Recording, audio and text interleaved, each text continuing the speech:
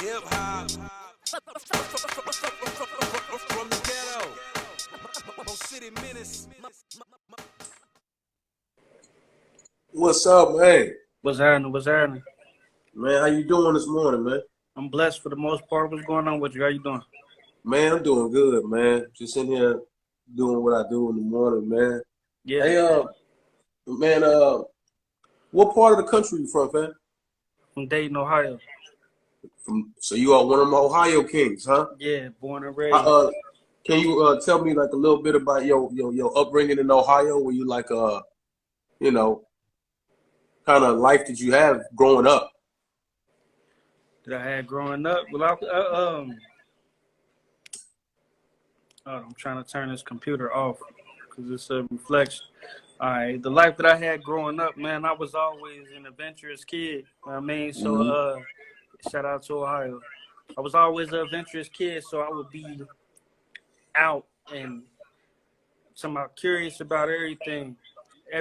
Like I got into everything, and then I was like out on my own. Not that my mom wasn't there, or nothing, but yeah, no doubt, Ohio runs boxing. Yeah. Not that my mom wasn't there. It's just I ain't gonna say bad. I was just curious, so I would just get out, whether it would be on a bike, a skateboard, on foot, and just be adventurous and get into my own adventures by myself. You grew up with any siblings? Yeah, I got 2 brothers and 1 sister. Yeah, you got brothers. You by default just getting out there into some stuff. Yeah. One of my brothers is Chris Pearson. That's my little brother. That's your little brother? Yeah. Oh man. So you just got the genes, you know what I'm saying? I mean, here's another question, man, from as a kid. What was some of the biggest, I guess you could say, distractions or obstacles growing up in Dayton? Man, I was a product of my environment early, the streets. Man, I'm talking about early, like especially seeing my mom struggle. My mom always had a good heart. Rest in peace. She passed away June 7, 2020. Mom always had a good heart. So I would just watch her struggle, and then with us being in the neighborhood that we was, not even just in the neighborhood, it's just been in the city, period. Like I would step outside as a kid though, and then like people would be like, you know, you got this nephew or you got that, like, can you get me this? And then with, like I said, with me being a product of my environment, I always had access to it. I knew what it was and everything. So that's what started me off early. That was like shortly after I got into boxing. But so what did you how did you find yourself in the first boxing gym you've been in? Shit, been adventurous. I got a cousin named he passed away named Andre Sherrod. I used to look up to him because I used to like.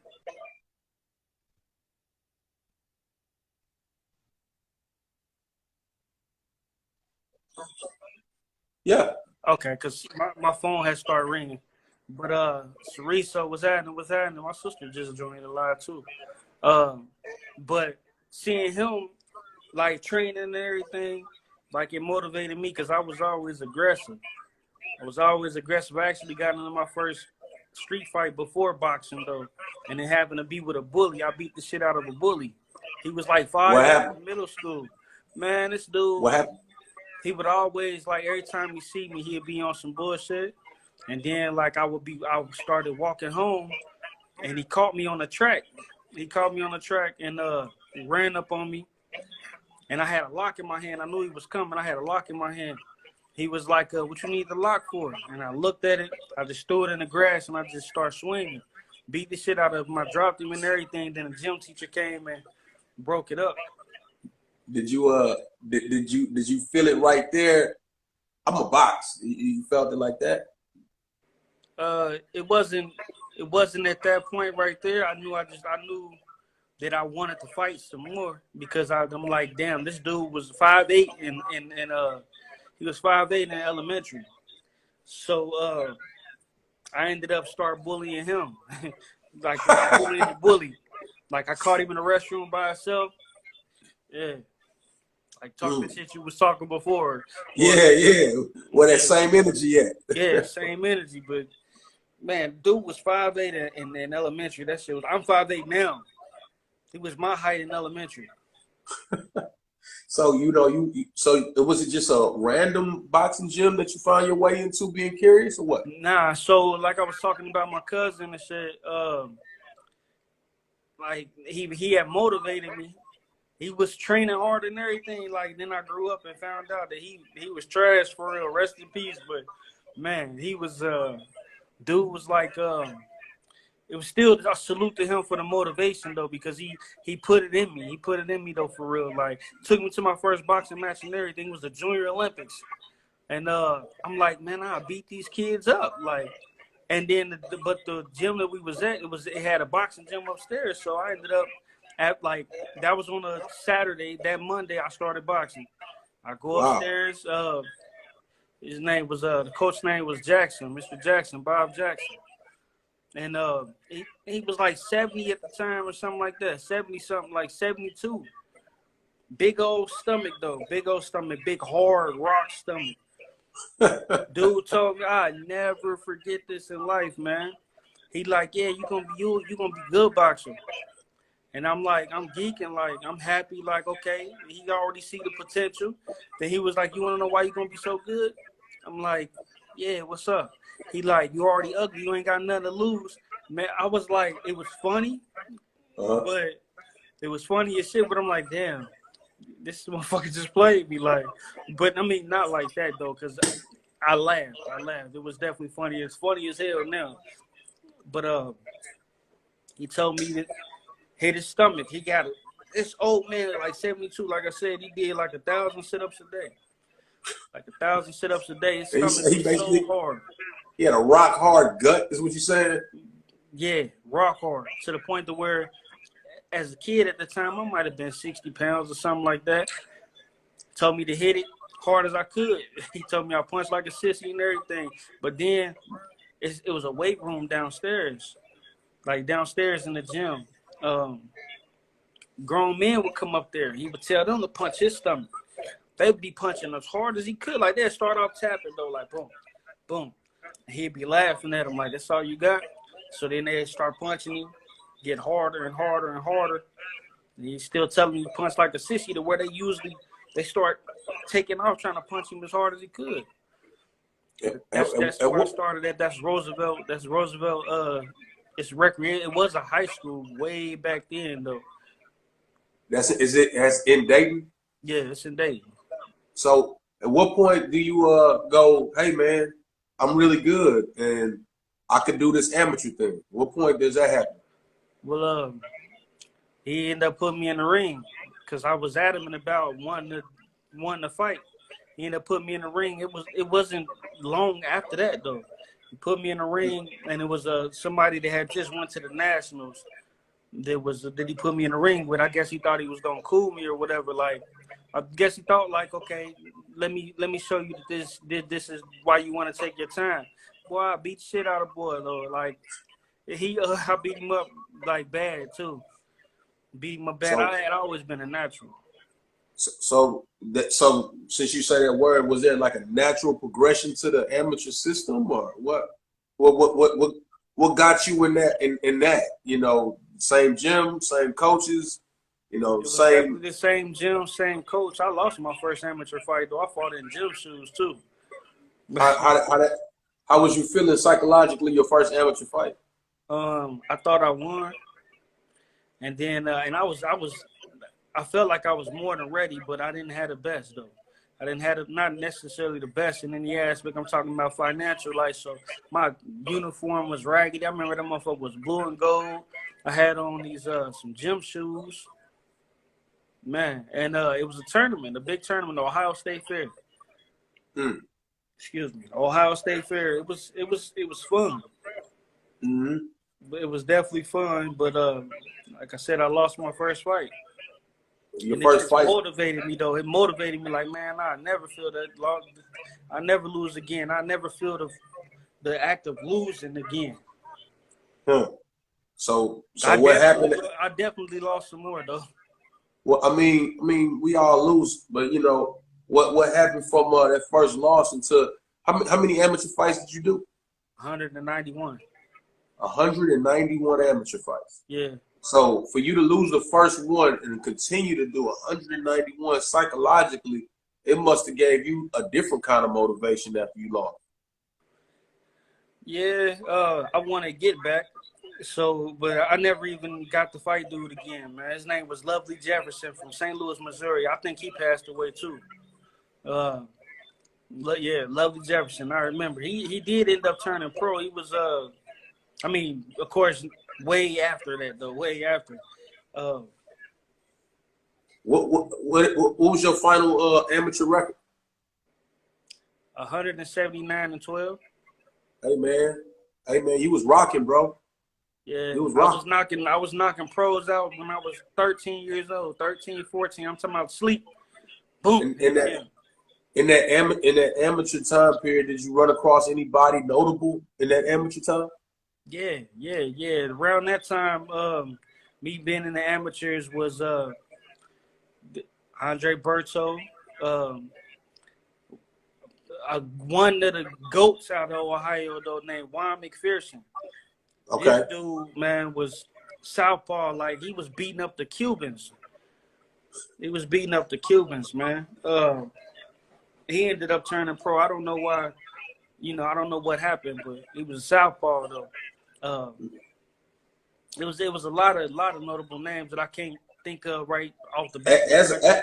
As an amateur, what was probably the most challenging part of it for you overall? It could be in any instance. What was the most challenging part? I was in the streets and boxing at the same time, and the streets and boxing don't mix. Like, yeah, 1 foot out and 1 foot in. Yeah, I'd be like at the gym training. I wasn't able to. I'd be at the gym training, and somebody called my phone, and I meet them outside. Like, come on. Hey, yeah. And it was pulling on you. You know what I'm saying? I wanted the money, and then I started having kids early. So yeah. How are you able to balance that? Right now? No, back then at that point where you 1 foot out, 1 foot in. I was just going with the flow. I knew I had to be at the gym. I knew I had the things to handle, but at the same time, I knew I still needed to get money. That's got to be a conflict of interest. You know what I'm saying? I wish I could have dedicated myself more to boxing, but I couldn't. I had responsibilities. What got you to I guess you have 190 fights as an amateur. What are you thinking in your mind? Where you gonna go after that? I mean, what was the aspirations? Where were you at psychologically? I mean, unless you just thought about being an amateur forever. I mean, you know what I'm saying? Yeah. Where was you going? I would be watching. Me and my little brother would watch fights all the time, and I'm like, yeah, I'm gonna be world champion. Man. I'm gonna turn pro. But the thing about it is, I never had the guidance though. Like, never had the connections. Networking is the key. So when I did finally turn pro, it came from my network, me networking. And I'm like, I finally turned pro. I ended up turning pro late. I actually been pro 10 years now, and only got 6 pro fights. It's always been extremely hard for me to get fights though. Like, not only because of everything. Why is that? Well, starting off, it was cool, but then like 2 years after I turned pro, the year I turned pro, I ended up moving to Vegas. I got a call. I was sparring with Adrian Bronner. I was his only sparring partner, and I came up in the amateurs with him like a little brother to me. And then I got a call. Like, my promoter was actually telling me, like, yo, the Mayweather camp inquiring about you, but I've been sold dreams my whole career though. So I'm like, yeah, all right. They even gave me a number. I ain't even called. It's just because I already had this implemented in my head. Motherfuckers was playing games and all of that. So like the third day, the company that I was with then was R&R Promotions. It was a smaller promotional company that AB was with before Golden Boy. So I'm like, all right, give him my number. Floyd called me himself. I took the little street money that I had then and moved to Vegas because I knew that that's the only opportunity that I needed. And then from there, I was supposed to be on the Miguel Cotto undercard, but I had a detached retina. Damn.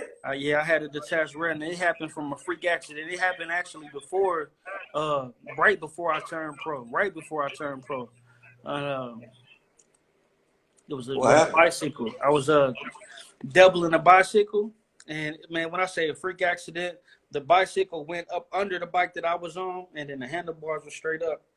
And man, I fell, and the handlebar went straight in my eye. I didn't hit no bone or nothing. It just went straight in. Damn, And bro. God I damn. still fought after that. I still fought, and it just got worse and worse and worse. God dog. Man. So you get a call from, I guess, the Mayweather establishment. What does that do in your head? Like, that don't do nothing for you? Yeah, especially at the time, like I said, that was the only motivation that I needed. Like, man, this is all I need right here. So yeah, I took the little street money that I had and I moved. I always wanted to get out of Ohio anyway, because of how it is. And like, I love my city. Don't get me wrong. It molded me into the person that I am today. But at the same time, the shit that I had to face, like, coming up, and even now, I'm back in Ohio right now, and I had to. It's a whole lot. It's a whole lot, man. You got to be careful. Like, I mean, I think sometimes the problem with a lot of us is we get caught up in not acknowledging that. And for you to acknowledge that, hey man, this ain't what's up. I shouldn't be here. I need to do something different. I think that right there was almost like all you needed to make that move. But if you was over there living in denial, like, man, I'm good, you weren't who you are today. But so you go to, I'm assuming you go to Vegas, right? At that point. yeah. How was that beginnings? Like, take me to the beginning of getting to Vegas. Well, of course, I mean, I had the means financially.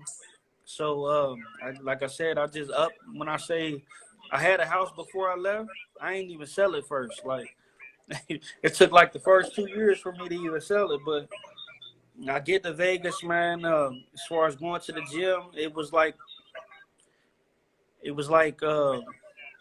I belong there, but I had to earn my respect though. Sparring.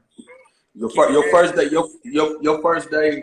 in the Mayweather gym. I'm assuming that's where you went. Your first day in the Mayweather gym.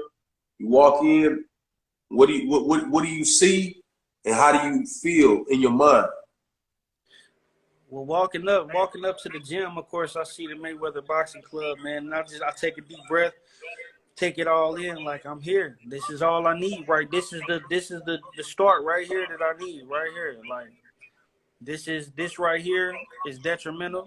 This right here is a pivotal time in my life. This is what I need. I walk in, and eventually I felt like home, like right away though, down there.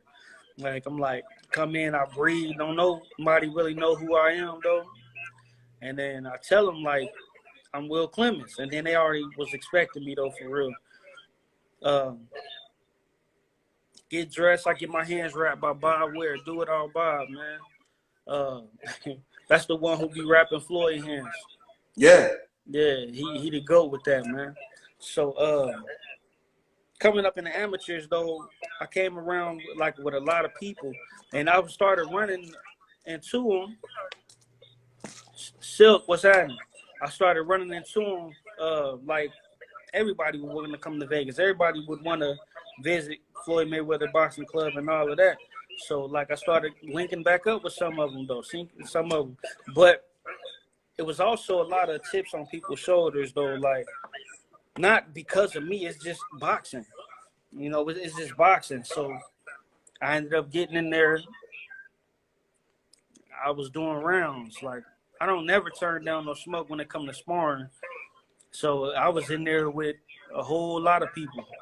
Like, sparring 12 rounds my first day. I didn't even know that I was in that type of shape. Like, your first day, who you sparred? You remember? I don't. It was no. Well, one of them was he wasn't even a notable name, but he went to the Olympics, I think. His name was Adam Trupish from Canada. Okay. And this is on the first day. Silk, you know where I'm from, baby. Ohio, yeah. Will Clemons, man. Yeah, Silk was real good in the amateurs too, man. Him and his little brother. I'm already knowing. Already knowing. But man, like I say, going into the gym, I'm rumbling with everybody. It's always people there that wanna see Floyd. They wanna box in front of Floyd. They just I mean, it's expected though. It's expected. But a lot of people, man, motherfuckers they wasn't there for boxing. Ohio runs boxing, you heard? They wasn't there for boxing at all. Motherfuckers be there to be on camera. Like it's some people that would come out there with strategies to get on camera. You want to get on camera, we can do that. And it's some notable names too. I'm not gonna speak on that. Yeah. But there'd be a lot of dick riders though. Like a lot of dick riders. But eventually I ended up boxing in front of Floyd, somebody that was with Gamboa's camp. This was when he was with 50. 50 was around then. I remember. And like I said, I boxed with I scorched dude in 1 round. Yeah, 1 round. And they was excited about that. Then how much you weigh at that point? I might have been 150, like 150. I was in fight shape. Fight 47 to 54. Yeah, but it's still a lot of egos though, and then people wanna. It's a lot of expected shit, but I ain't gonna say no grown man shit though, because dick riding ain't grown man shit. No, it's not. But I loved it though, man. I loved it for real. You had to have gotten his attention, you know, doing your thing. And at what point do you start sparring Floyd? It was the Kodo camp. It was the Kodo camp. Yeah. The Kodo camp is the first time you spar with him? Yeah, yup. So you get in the ring to spar with Floyd Mayweather. Mm-hmm. I know I'm gonna keep using this, but psychologically, what's going through your mind? I've always been confident in the two. They just asked me though. Dewan asked me like, "You want to box Floyd?" I said, "Hell yeah." But I did my thing. But one of the notable times that I had sparred with him was when I did 28 minutes straight with him. You got to start from the top of that one. How does that work? I mean, you wake up and walk in there. It's like, this is what I'm gonna do. Nah. So like, how does that I didn't even know I was gonna spar. It was still the same. It was the same thing though. Like I didn't even know Floyd was starting camp or nothing.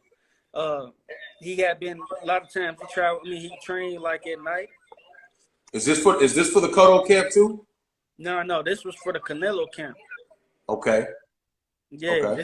This is for the Canelo camp, and I was actually on the All Access too. It was on All Access.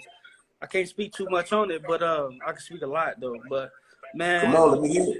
It was a experience of a lifetime, man. So a lot of motherfuckers that come in the gym, they like I said, they was there for Facebook, Instagram, shit like that. You know, but you did have some people that was in there really trying to make a way. But like I said, most you see them with their phones and all the time though. Like I can see take a picture, you know, whatever. The motherfuckers will be with their phone out. I'm doing this, I'm doing that. But anyway, they asked if I wanted to. Well, me looking back at the All Access, I didn't know that it was pretty much not necessarily a setup, but it was already planned. It was already planned, and it like Floyd was in shape like motherfucker too. So they asked me if I want to work. I say hell yeah. So then Floyd get to talking shit. He get to talking shit. It's like more so testing me here, not like pushing me and not disrespectful or none of that though. Tell me go put my shit on. It's the worst ass whooping I'm gonna get. That shit's always intrigued me. Like not even just from Floyd, because we're human. You know what I mean? Like, and I'm confident in my skills. I'm confident in my ability. I'm confident with the tools that I've been equipped with. So I'm like, hell yeah, I want to work. Fuck you mean? Like, I always got my shit with me. So on the All Access, it's online.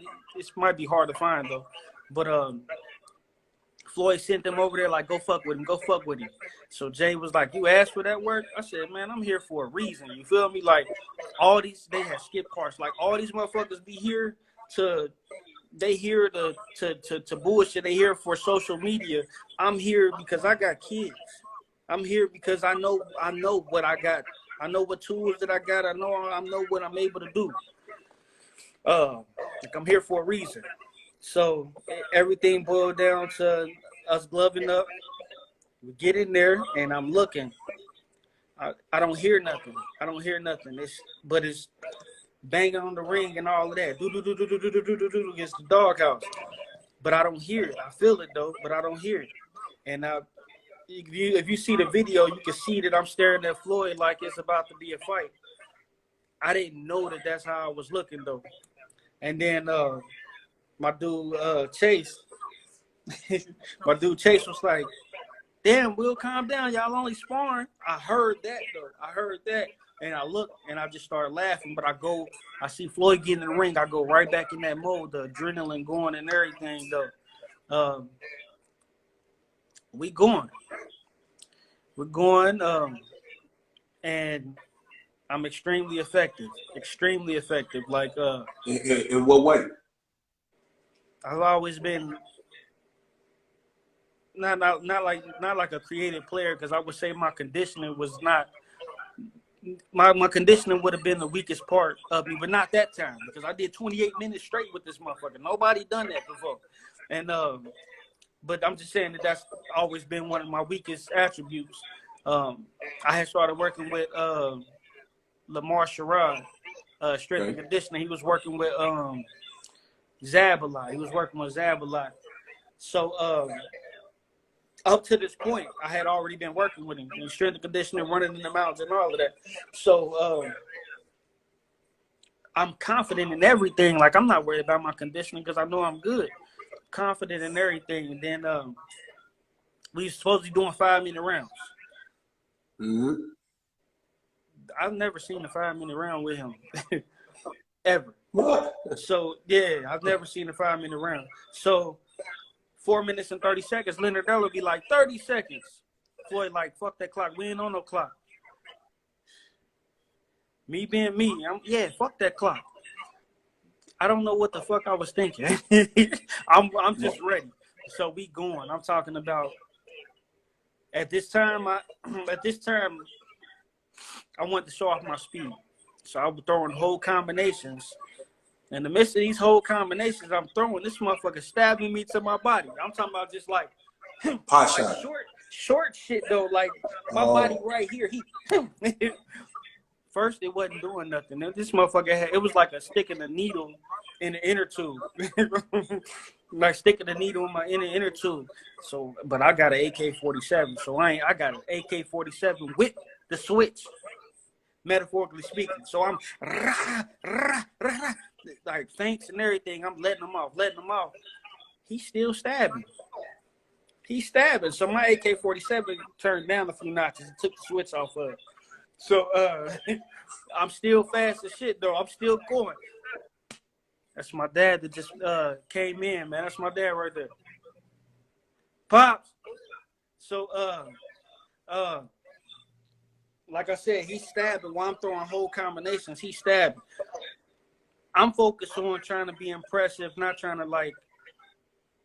I'm going with everything that's in my toolbox. I'm trying to whip everything out. Everything out. He's stabbing. I'm talking about like short shots. These short, effective shots, like not even 6 inches. I'm gonna say about 4 inches, and they so sharp. I swear he was reaching in my back pocket with them body shots. Like, but the adrenaline. I'm just going. I'm throwing all the combinations. I'm thinking. All my tools coming out. So it come a time to where nobody was quitting. I can't say everything, but it was a lot going on. It was a lot going on. So rewind. I see something happening in my head. My dude Memphis, him and another fighter got into it. The other fighter was dick riding. Memphis wasn't dick riding. So Memphis yelling back, talking to dude, and I see it. Dude snatched Memphis off the ring. We still got to keep boxing, though. We still keep sparring. We still keep sparring. So they rumbling outside the ring. We still keep sparring. Fast forward, excuse me, the 28-minute mark come by. I wasn't taking no punishment. You know, it wasn't like it was one-sided. But it wasn't like it was one-sided. Yeah, like I'm saying, like, you know how somebody just stop in, like, oh no, it's over. But like it wasn't like that. It was. You could say competitive. I'm different. Yeah. Come on, man. I can't Come on. say too much. I can. It's not. I'm saying. I know. I'm not restricted to saying shit. I'm just saying on my behalf, especially because it's on social media. You know what I mean? But man, it's I'm different. So when we got out the ring, all access was on me. Like, they was on me. They wanted to know. They had questions and everything. They all over the place, man. The whole camera crew was on me. I see Floyd at the. I'm going through it again in my head. I see Floyd at the back. Is this the part where Floyd's at the heavy bag with Roger, and they just tapping on the heavy bag? Floyd Senior and Dewan. Dewan and Floyd Senior. They sitting there on the heavy bag. All the cameras is on you. Yeah. So when I come down the steps, they was already right there. Floyd had rolled out the ring, went to the ropes or went to the bags or whatever.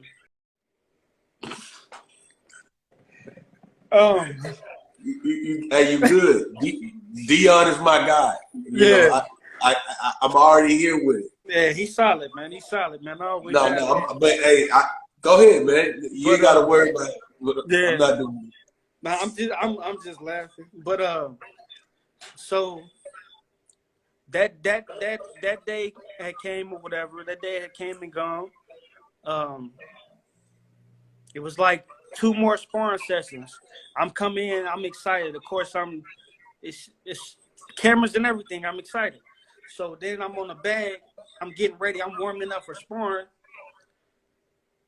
Then the Dewan come over to me like anybody tell you? I said, what's up? I never told nobody this part right here. He was like, nobody tell you? Ain't nobody say nothing? He was like, I'm like, nah, what's up? He was like, champ ain't gonna need you no more. I'm like, what you mean? Like for today, you spar with somebody else? He said, nah, for the rest of the camp. He walk off. So I'm like, it hit me then, like, why? Then I asked him. He like, well, no, he didn't walk off yet. When he said he ain't gonna need you no more, I'm like, what's going on? He said he getting rid of all the easy work and keeping the hard work. So I'm like, I'm blown at that time though. Like, I don't say that. I'm hitting the bag because I'm thinking. Like, man, I just pushed this man the hardest he probably ever been pushed. You also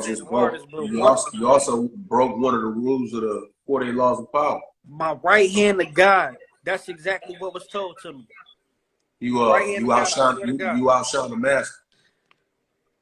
That's what was told to me. You know, I didn't feel like that, but that's what was told to me, man. But that's not what was going on though. Like, as far as Champ didn't make that decision, so I didn't go to the gym for like 2 days. Then Floyd called me like, what's going on, man? Why you ain't been at the gym?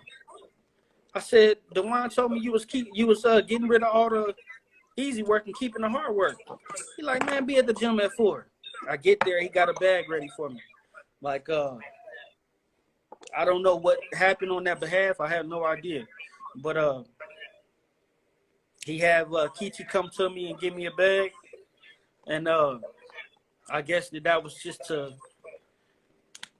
I don't know exactly what it was for. Like, I never asked him nothing. Like, yo, what's this for? Because I don't want no handouts or nothing. Like, but he looked out. Like, you know, he looked out. I guess it was because he heard what happened. I don't know, but he I like think, it I pretty think, I much. think, I think. But what I mean, you gonna know better than me. But it seemed like Floyd is strategic, and out here in the South, we call it country dumb, where somebody appears not to know something, but they fully aware of everything that's going on, and Everything. he, yeah, and where you may ask questions or go about it a certain way just to prohibit people from knowing what you really know.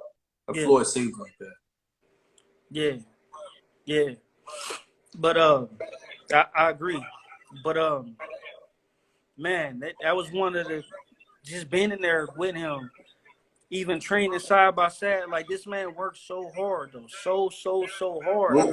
When people say that, they say what you just said. He works so hard. Define that. What makes you feel like that? Because you fight, Silk fight. They all fight. And they all work so hard. So what is his Well, I'm gonna level of start by so this. hard? I'm gonna start by this. Getting out there, motherfuckers work. You think you can work round by round? No. How we sparred, no clock. No, it ain't no. Okay, rest on this. Nah, it's non-stop on the back. Boom, boom, boom, boom, boom, boom, boom, boom, boom, boom, boom, boom, boom, boom, boom, boom, boom. Sometimes touching, then you switch gears, turn it up, turn it up, turn it up. Then keep going, touch, touch, touch. From there, like okay, well let's say he's shadow boxing. He's shadow boxing. In the midst of shadow boxing, let's just start it off. He'll come in, warm up, stretch, shadow boxing. From straight to shadow boxing, straight in the gloves. Still shadow boxing with the gloves on. Straight to the pads. I'm talking about straight to the pads. He hitting pads straight. I mean, hitting pads like straight. And if he don't spar, let's say he spar. You go ahead and fill in that gap and say he spar. You fill in that gap saying he spar. Straight from the last sparring round, he roll out the ring and go straight to the bag. Straight to the bag. It ain't like he get water on the way to the bag. It ain't no stop. Okay, I'm a rep. No, he keep going. He keep going the whole time he there. The whole time. There's no clock. It ain't like time. It's like okay, I ain't gonna say it's no clock because let's say he hit the pass for 20 minutes. You know, it'd be like time straight from the pads to the bag. You know, I'm talking about straight, boom, and even the running, the dedication, the commitment, man, is just crazy. Like this one time we left the club, and this man took his running shit out. He had Tim's on and still ran. Like from He club. ran with Tim's on. Yeah. I bet this what is it like 2, 3 in the morning or something like that. No, like 3, 4. You know, ran like that, man. And man, he definitely knowledgeable person, extremely knowledgeable person, man. And when he talk, everybody listen. Everybody What listen. I'm always observing. I'm always listening anyway, you know. But he definitely dropping gems. He funny. He like a kid though, for real. Because he hilarious, man. And he always playing. He enjoyed life. But he got a good heart too. Because it was times to where I can only speak on my experience. You feel me? But I'm like what people say.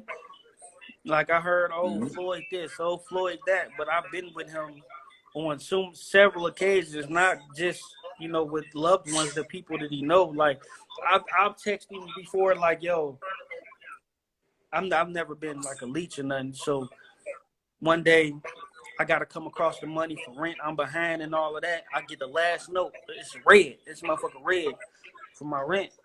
You don't pay, you gotta go. The constables come and kick your ass out.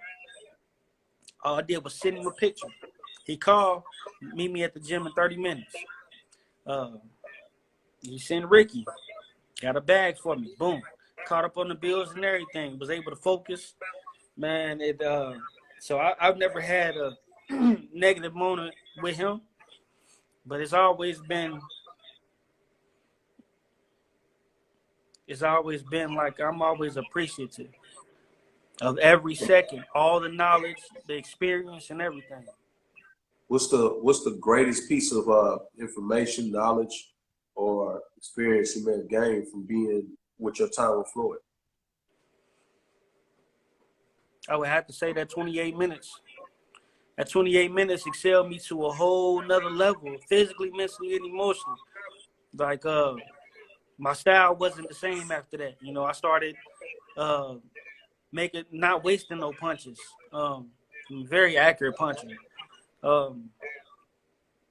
It gave me something that, I mean, I knew I had. You know how, like, you know something, but then you really know something?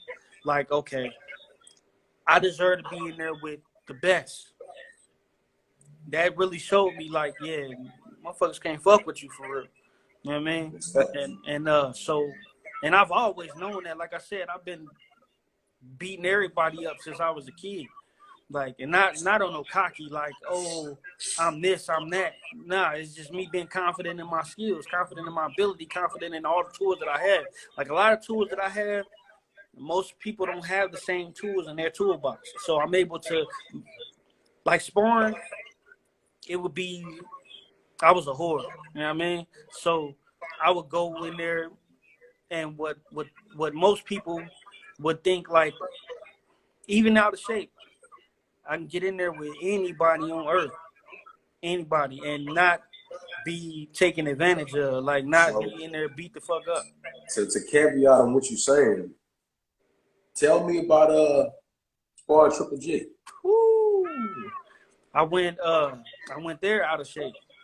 How does that whole thing start? Where do you go to do it? You know, let me know the whole get down.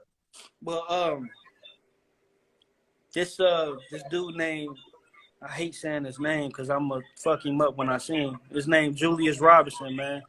All right. He was limited experience, man. Appreciate it, Sammy. Appreciate it. He said he seen me work. He was impressed. Appreciate it. Yeah, dude. I'm not the type this. I'm gonna just say it like this.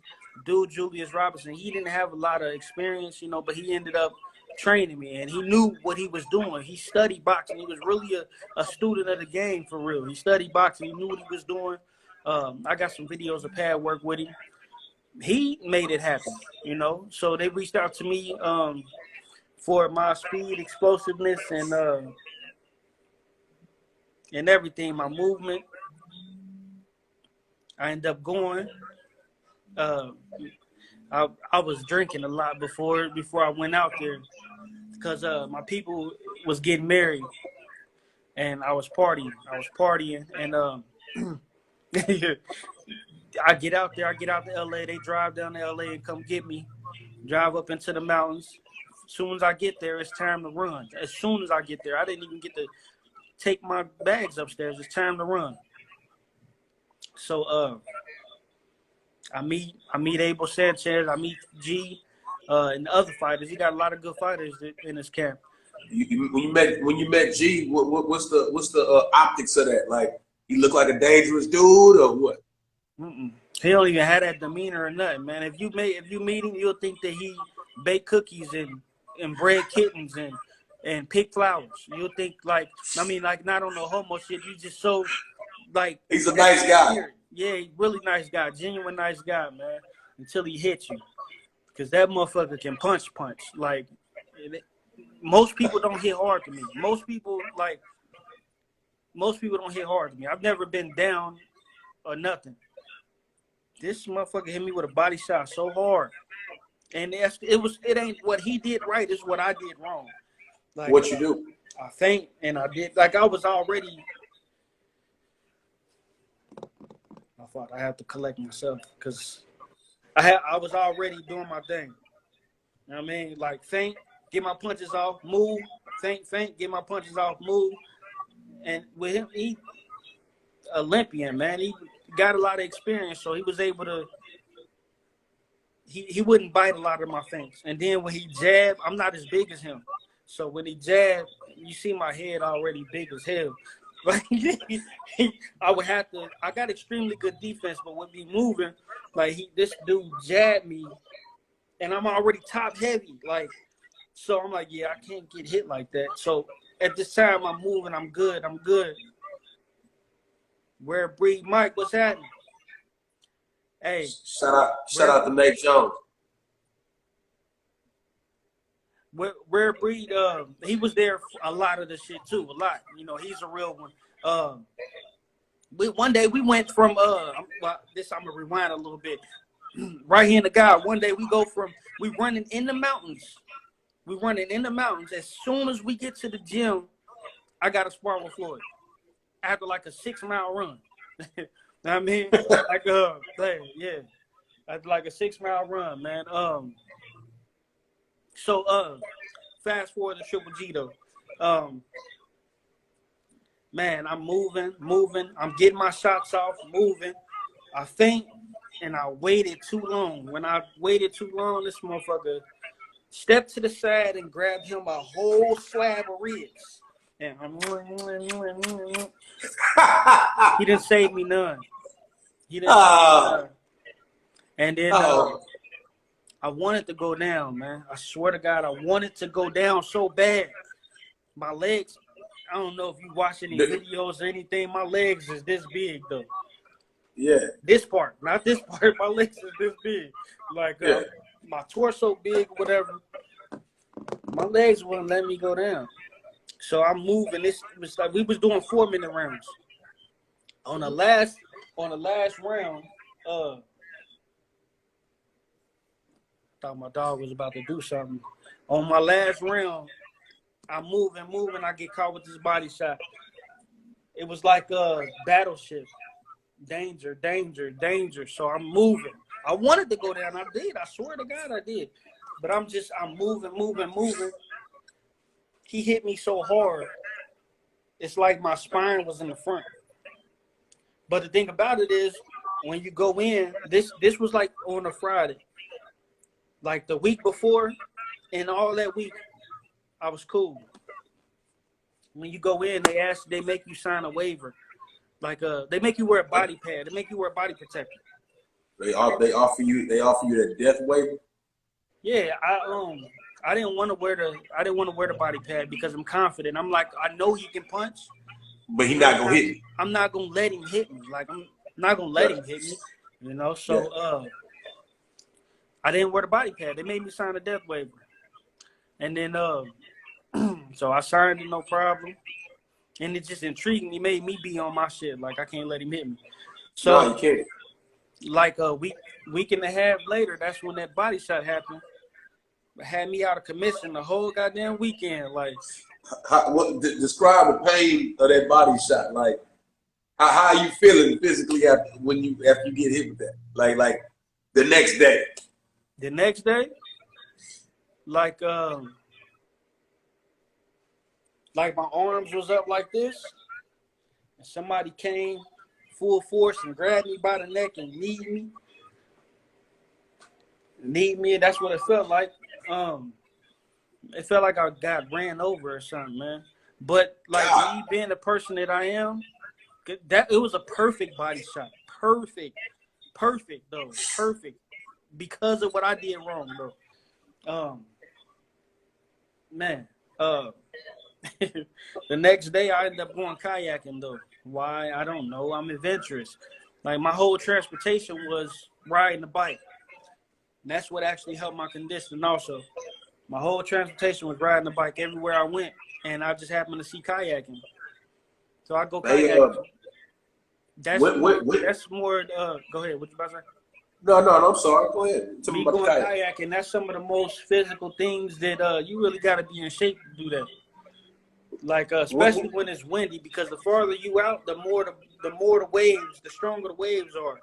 And I already had in my head, I'm gonna be completely 1,000 with you. I'm from and I'm in Houston, Texas. Mm-hmm. How does a man find himself kayaking? Remember, I told you I was adventurous as a kid. I never did that shit in my life. I'm with you. I never did it in my life. I'm riding a bike and I look over They over there renting kayaks over there. Let me go over here. I don't know, man. I don't know. So like I go way out too. I go way out. Like but the farther out you go, the stronger the waves are. So then the thing about it is if you let the waves turn you, you're gonna capsize and go over. For sure. I get far out. I'm like, yeah, let me go ahead and hit. And then my ribs was hurting so bad. I'm like, yeah, let me go ahead and head back to shore. But the thing about it is I get caught up in some algae. So when I'm going, it's all on the thing. Cause I end up like I'm not able to what is it? I'm not able to move like I need to because I'm too far out. So I end up, when I get closer, like I'm exhausted by this time and I get moved over a little bit too far. But I end up making it though. Everything was good. Monday morning we go run. Then we go in to spar again. This is going to always be implemented in my head, man. The first day we go run, I'm exhausted. I damn near almost threw up. Triple G like, welcome to Big Bear. And I just bust out laughing. Man. Yeah, welcome to Big Bear, because I'm damn near about to throw up. Like, hey, what kind of shape was he in? Running and things like that. He's not fast, but he was like the fastest person, the person that was in the most shape. I run at a fast pace. But the person that was ahead of everybody was Angulo. Alfredo Angulo. Okay. So he was, yeah, but I can speak on that. He was getting fucked up though. So I'm talking about not by he wasn't sparring. I'm glad he wasn't sparring G though. He was getting fucked up by the people that he was sparring with though. But you got it's sparring though. It's sparring, so that's not, you don't get it only counts under the lights, you know, but right. The shit that was happening in sparring, it shouldn't have been happening though. But anyway, we go back for sparring though. Remind you, I told you that I didn't want to wear the bodysuit in the beginning. Like, no, because fuck that. I go and I try to get two of them motherfuckers. Nah, not two. But I went to go get the bodysuit. Like, hey man, help me lace this motherfucker up, man. I don't know how y'all. Yeah, but I went and got it. At that point though, you got to, man. Why would you? I don't know how I felt all. I don't know, man. But then I asked him I asked Abel about the shot that he hit me with. And at the point in time, you know, he was tying my gloves. He was tying my gloves. And then he just looked over at him. But it's a bag that they got. They got the round bag. It's not all the way around. It's like it's big up top and it's skinny at the bottom.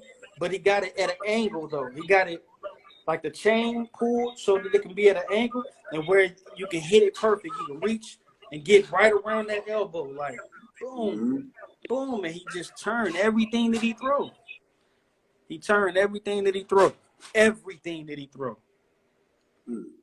So but, do you think that come from that Olympic pedigree he got?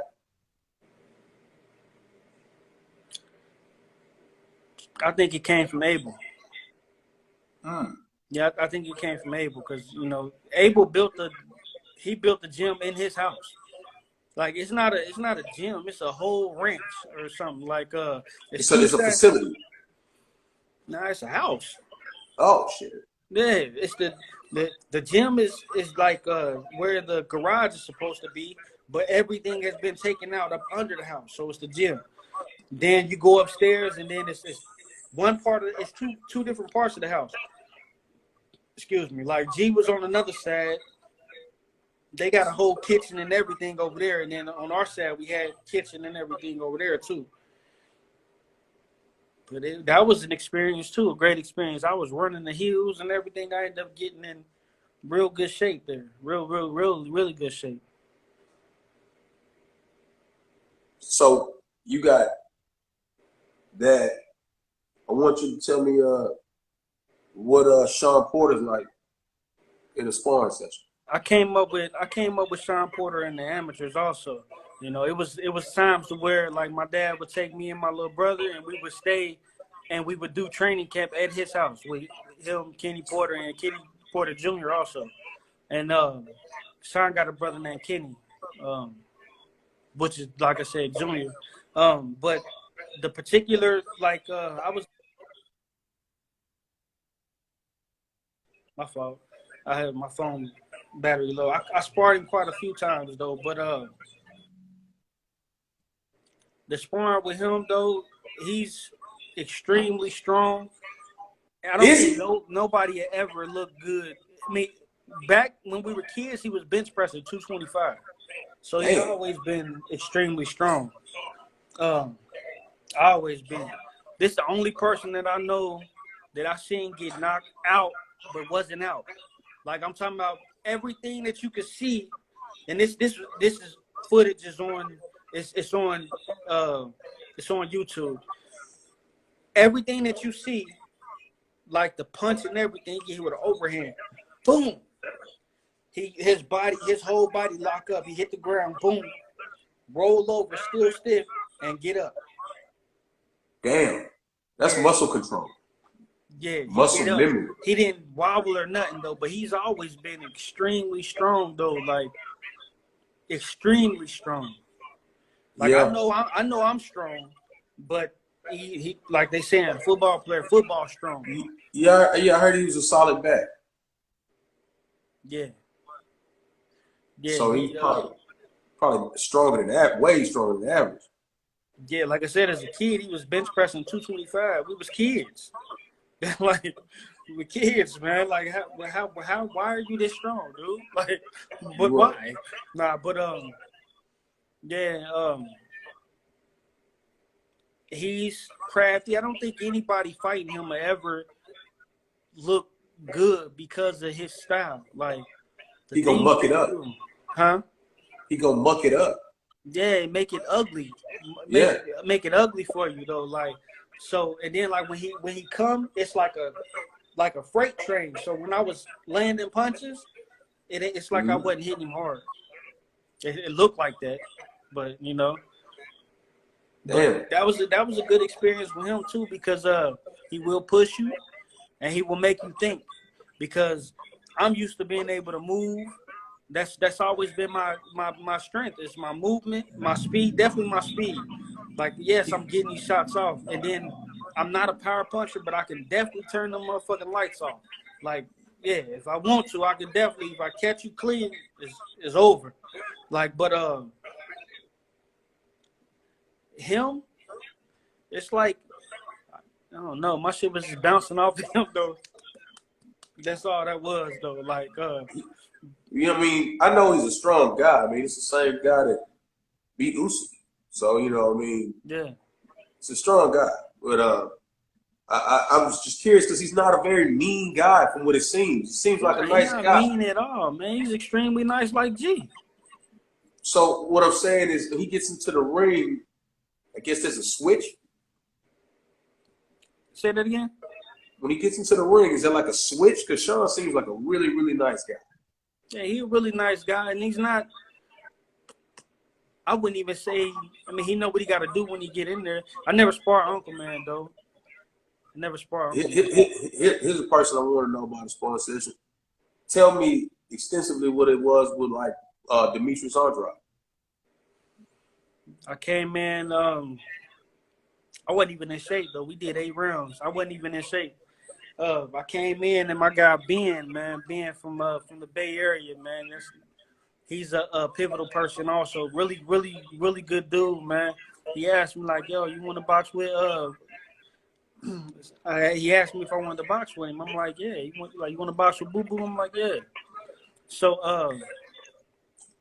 I get closer to him. He's way taller than I thought. I mean, that ain't take away from the man. Mind you, I don't turn down no smoke. Like I want to spar with everybody. I want to spar with everybody. It ain't even like it's a me holding my balls type shit or nothing. No, it's just I want that experience. I don't give a fuck about the weight or none of that. I've been in there with heavyweights and all of that. Like, so I tell him like, yeah, hell yeah, I want to box with him. You know, that's more experience. That's only gonna make me better. Like, it's gonna make me better. I don't run from the smoke or none of that. And it's like I said, it's not an ego type thing. It's not an ego type thing. It's because I want that experience. Like I turn something if it's not beneficial. Like if it's not like let's say somebody come in that I will work with people to where I can teach and show. But if it's somebody like, yo, you'll work with this guy. If I don't know you and you're not beneficial to me, like I'm just gonna beat you the fuck up. Like I'm not getting nothing out of it though. Like, you know, like for Boo Boo, I didn't even get paid or nothing. I got the physical experience. That was enough within itself to me. What did you think of him prior to the sparring? Were you already privy to who he was or what? Yeah, I knew him from the amateurs also, but of course he's excelled. He got bigger and everything. What do you think were his best attributes as a fighter? Was it him being some real awkward southpaw or what? Yeah, it's awkward southpaw, and he know how to keep his range. He know his distance. Like my hook, my check hook, I'm left-handed, but I switch. That's why I was a part of, like when I was boxing with Floyd, I was in the Robert Guerrero camp, I was in the Pacquiao camp, I switched. But fast forward though, my hook I don't miss. I don't miss it. Like if you see my last fight, you know what I mean, and I fought 160, I don't miss. My hook is like a jab. That's how much was he weighing around that time? 160? Hell no, he wasn't 160. He big as shit. He was probably at least a light heavyweight. Shit. Coach Rick work with who exactly? You talking about Boo Boo? Oh, okay. That work, I liked it a lot though, but it was in boxing. You got to be comfortable with being uncomfortable. The whole time I'm in there with him, I was uncomfortable because I'm used to being able to move and do whatever I want to do. Like especially with him, he's just so long. He's so long to where. Remember, I was saying how accurate my hook is. Yep. I couldn't hit him with the hook at all because he knew how to keep his range. But is he elusive? Nah, I wouldn't say that because I was able to. So the lack of his elusiveness is compensated by his able to find range. Because if you tell me you don't miss with a hook, you got a guy who ain't that damn elusive. What is he doing? Man, just going back. He's coming. He was coming. And then, but I think he would, you know what, Ben told me that he already told him about my hook. Ben told him he already told me about my hook. We told him about my hook. So when he's coming, he's tall. So not only, it wasn't that he was jabbing, but he would like put it out there and move back. So it'll go boom, boom. So I started having to throw the right hand. So I was throwing my right hand, boom, boom, and uppercuts and all kinds of other. It's on YouTube also. But he was there though. Like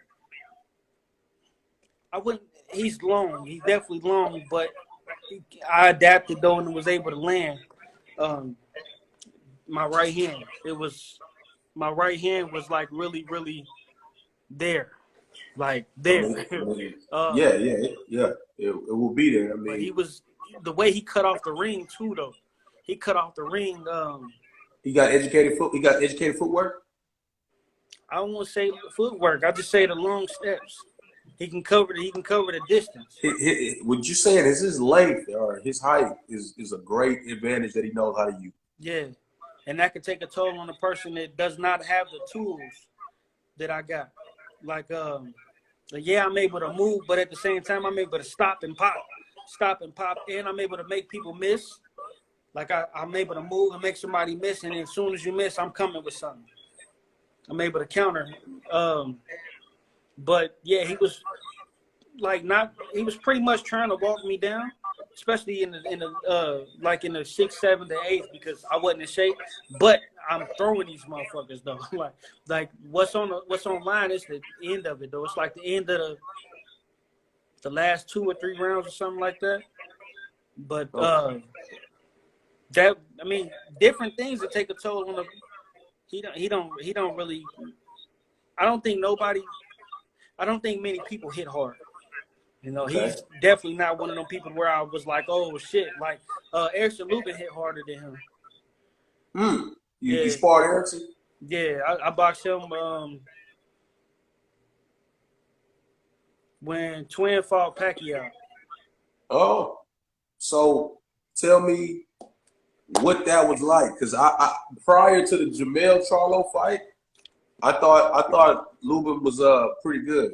I still think he's pretty good, but I thought that if he was moved in such a way, he'd be okay going forward. But I think they rushed him, or somehow that fight with Jamel got rushed, and we know that what happened. But did Man, you I think that with that fight, I think he would have did a lot better, but he helped him knock him out though. He helped him knock him out. He ducked right into, and it wasn't even, them motherfuckers hit so hard. It wasn't even a punch. It was like this and shit. Like coming up under though. But, you know, that's neither here nor there. Knockout punch is a knockout punch. So,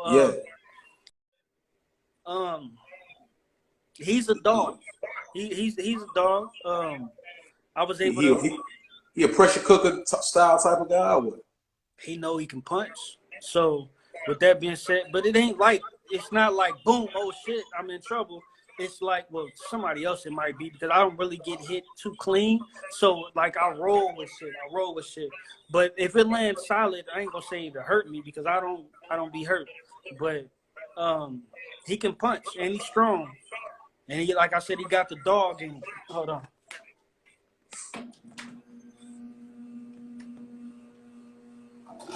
He got the dog in him too, like so if you catch him, he want to get it back. He want to get it back. Like I did some, I can't even say weird stuff because it's expected with me. Like I move, and when I step, I came back with an overhand left, bing, and he threw a hook, and I came up under his hook. I wasn't a southpaw, but I ended up switching in that, like hitting with an overhand. And I came up under his hook. He's like, yeah, that was a good one. But he had to get it back, though. He had to try, but he was trying. He was going to my body real good. He got some good body work.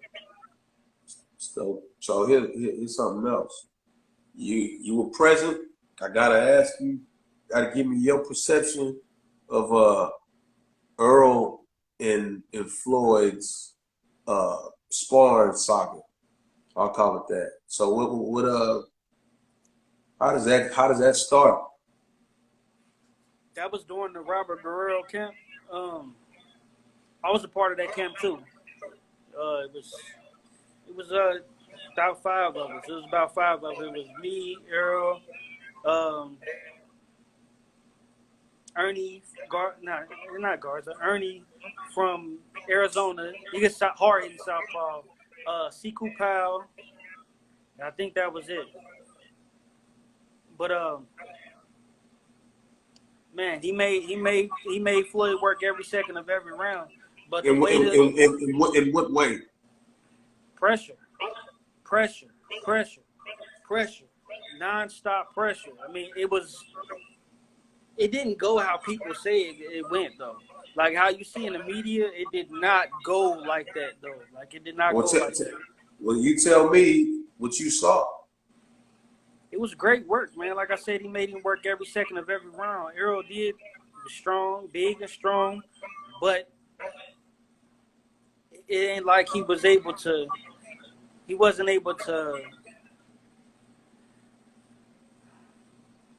One of his biggest attributes would have been his size and his strength.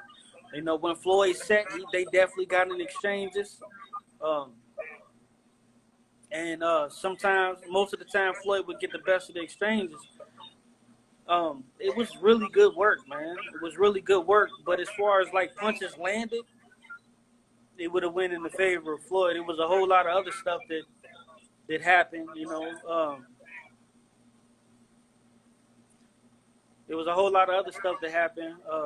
But like the saying of the things that he did that's in the media, that's not true.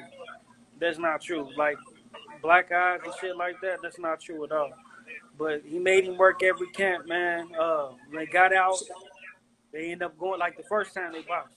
They got out and they ended up going right back in because Why did they go right back in? words was exchanged. What they say?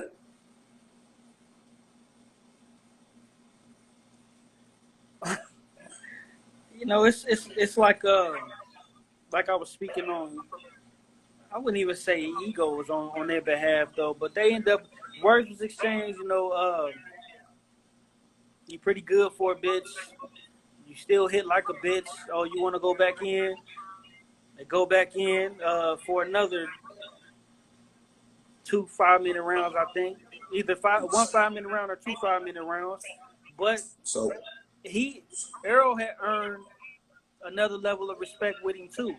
Like not only, you know, from the skills, but from the experience, the actual experience. He didn't back down. Usually people yes master Floyd. Like people like Floyd, they be with him being Floyd, they let him, I'm not gonna say let him get away with stuff. they let him run him over. Not like that. It's like they think that it intimidates them.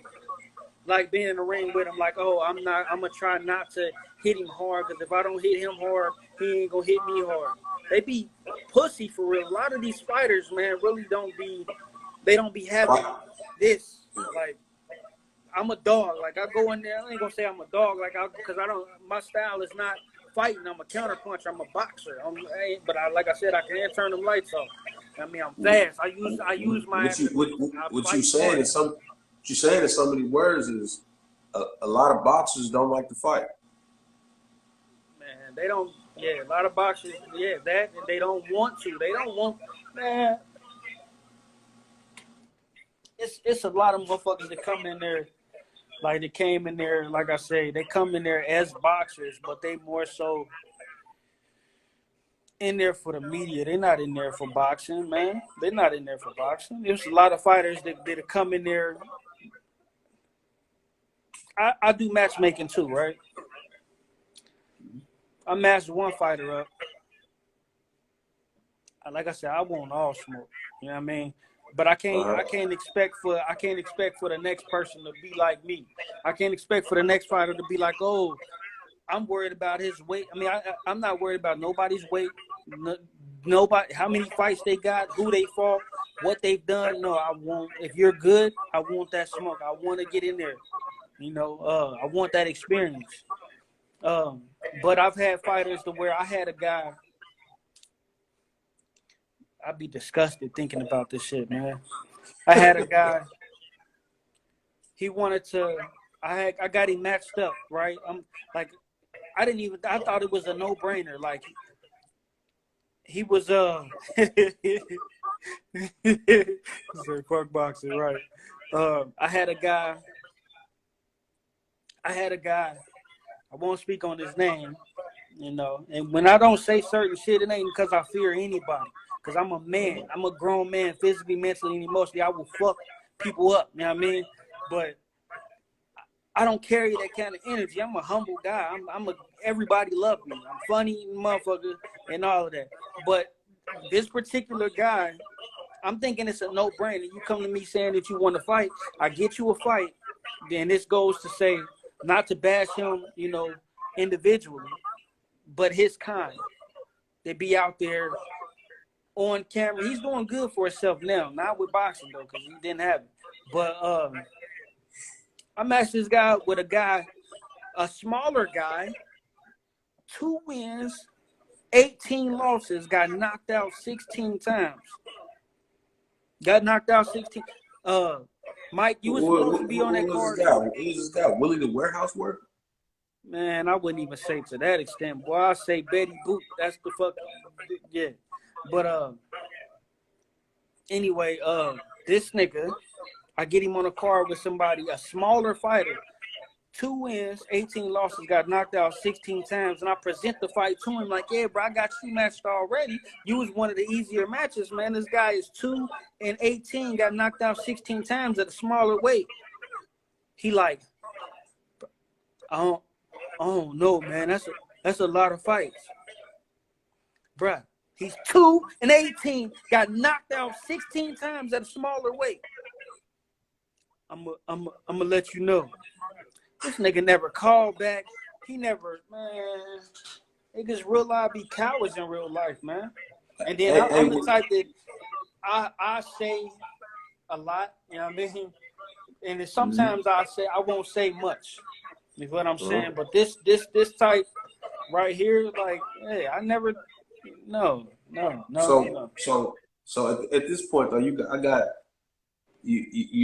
got in the ring with Floyd. That's one thing. I know you got the Sean Porters, the Triple G's, the Andrades, the so forth and so on. I know you may have told me already, but tell me what was the let's take Floyd out of it. I don't even want to include him. You just gave me a whole retract on a 28-minute sparring session. I'm gonna take that out.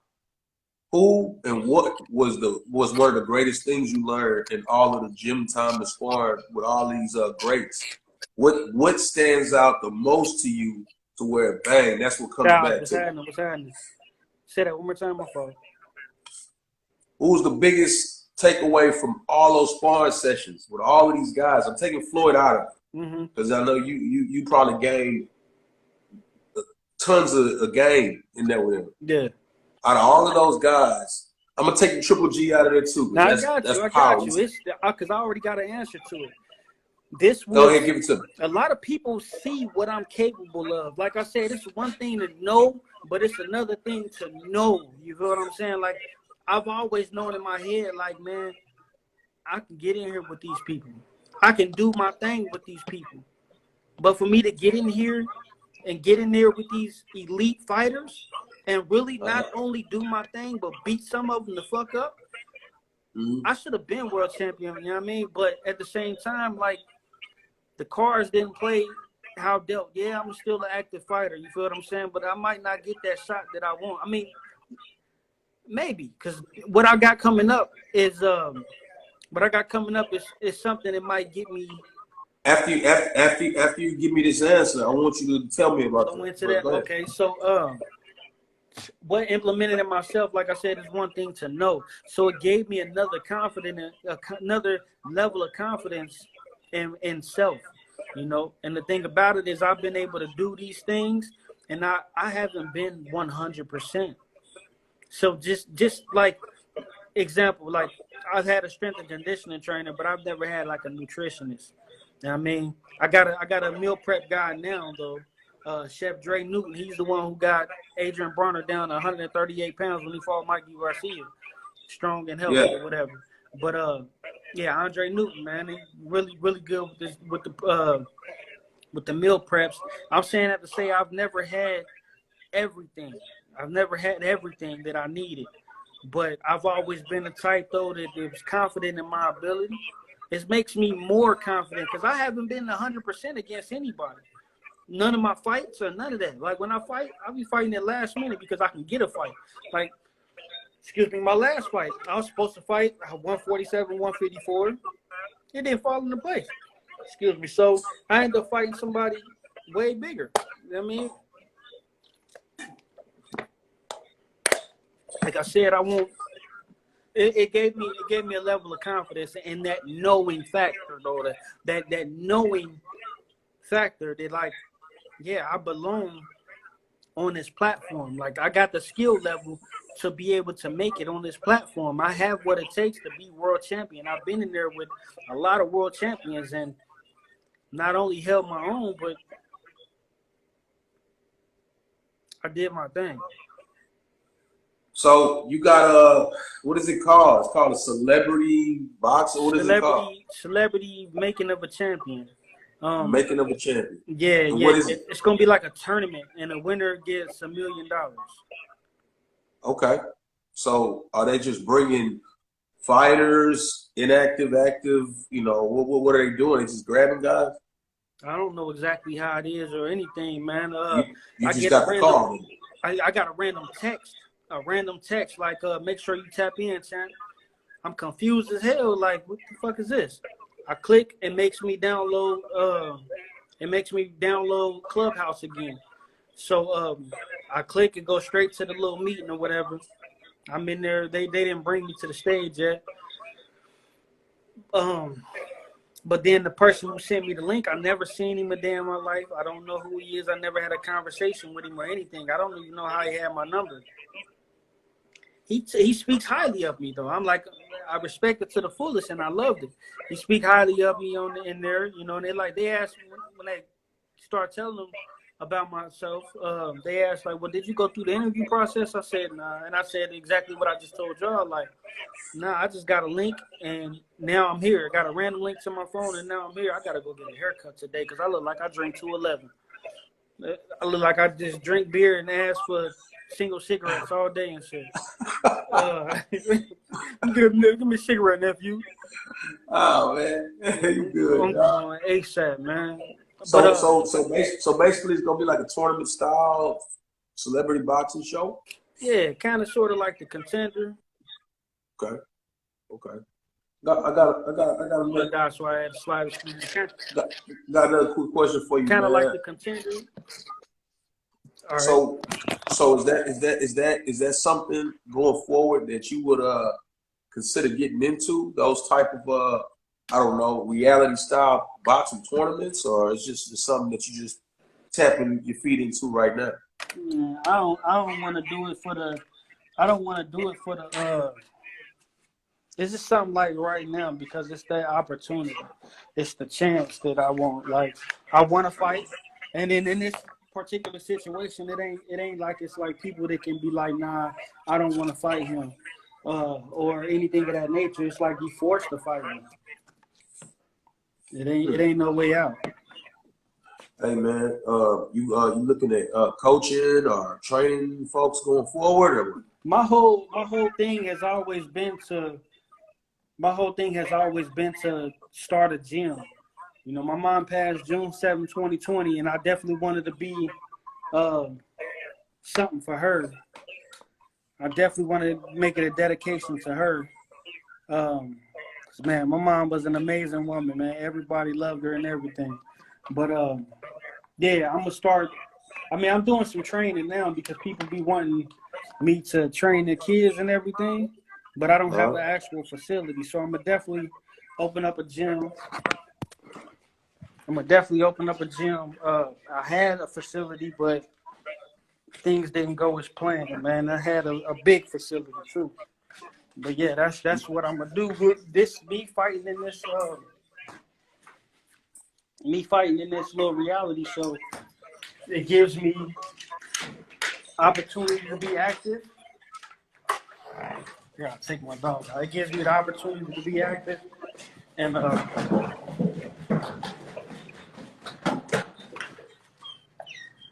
it gives me the opportunity to be active on top of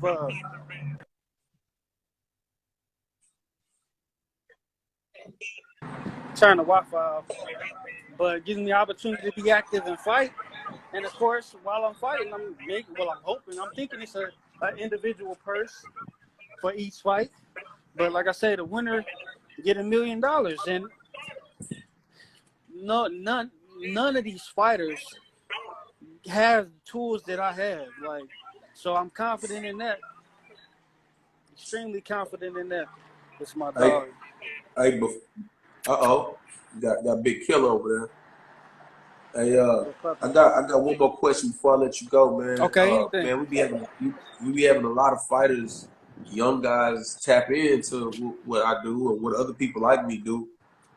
Man, it's sincere. It's at the highest level of sincerity. I would like for you to tell me: is there anything that you could tell a young fighter, 1, 2, 3, 4 fights in, just getting going, that he won't know until he reached where you are, or the experience that you gained? What could you tell him? Most definitely, consistency. Out of everything, consistency is definitely the key. You know, I used to hear this saying, "Stay ready so you don't have to get ready." That one thing is it should be implemented in everybody's career. So because the phone can ring at any given moment for any opportunity. Bella, uh, for any opportunity, that phone can definitely ring. So definitely stay ready. Consistency is the key. Try to be as active as possible for real. Uh, if you if you got the people behind you, you got some kind of money behind you, and the time that you're inactive, don't be afraid to pay for those fights in Mexico. You know, go to Mexico and get that up, because it's like an investment in yourself. It's like an investment in itself, man. Because I wish I would have did that. Because them people in Mexico, they want to fight. They want, whether they're gonna do it for money or not or anything. It's getting your record up. It's getting your ratings up. And I actually had broke this down to. I had a plan, and I had broke it down to somebody in particular, a notable name, to go to Mexico, and because who told you? I can't hear you. You muted. I had plugged my phone up. Nobody told me. It's just a plan that I came up with. You know, that I was telling this person, and they took my. They didn't take it like, oh, this is my idea. You know, they took it and made it work because they had the funds to do it and everything. Went to Mexico, got the record up, the ratings up. Like at the rate I'm going now, I got 6 fights. But I'm not gonna say nobody with 6 fights will fight me. You know, not like within that range. You know, but the level of talent that I got, I can only fight certain rounds. Like the level of talent that I have, it would have to be like 10 rounds and up. But I can't fight that until I get X amount of rounds. I've only fought 6 rounds, you know, a few times. But I think you got 25 rounds in your something like that. yeah, I have no idea. No, I counted out. I checked. Okay. Check you out.